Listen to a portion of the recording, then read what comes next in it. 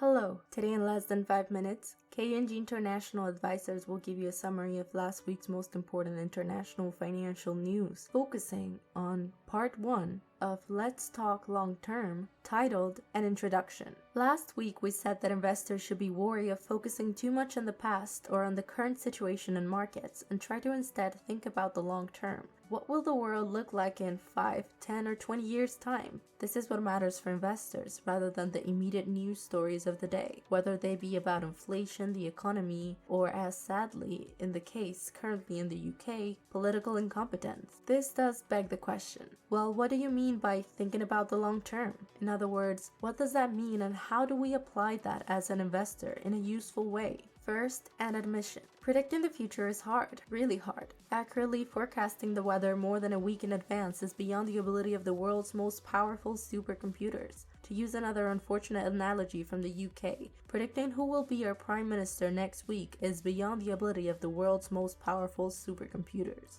If predicting the future is so hard, how can we ever get comfortable with investing for the long term? What is critical here, and we're echoing a view shared on a previous episode titled Known Knowns, is that investors recognize what things we can predict accurately as well what we cannot predict accurately. To use an oversimplified example, I have no idea what the weather will be like in 2 weeks' time on Monday, but I do know the sun will rise and can even tell you the exact time it will rise. So what can we predict and how do we use that to our advantage as investors? Long-term structural growth trends are major changes happening in the world that we can predict with some accuracy over prolonged periods. We can identify beneficiaries of this change. We can in some cases invest in those beneficiary business models and, in theory, benefit from the structural changes happening over the medium to long term. Here is an example, which we will dig into in much greater detail in the next episode. We know that the world's climate is changing, with average temperatures rising because of modern human civilization's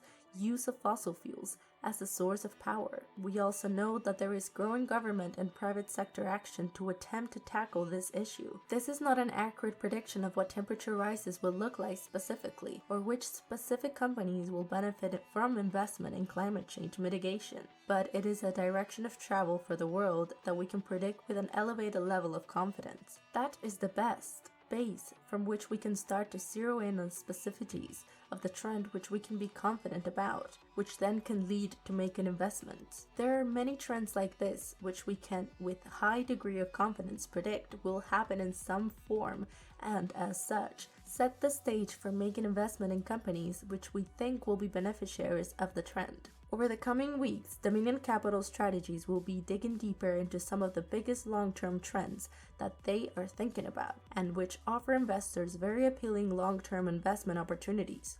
The recent market volatility and declines in equity markets make this especially timely as the entry prices for many of the stocks exposed to these trends are now much lower and so offer even more appealing long-term return profiles.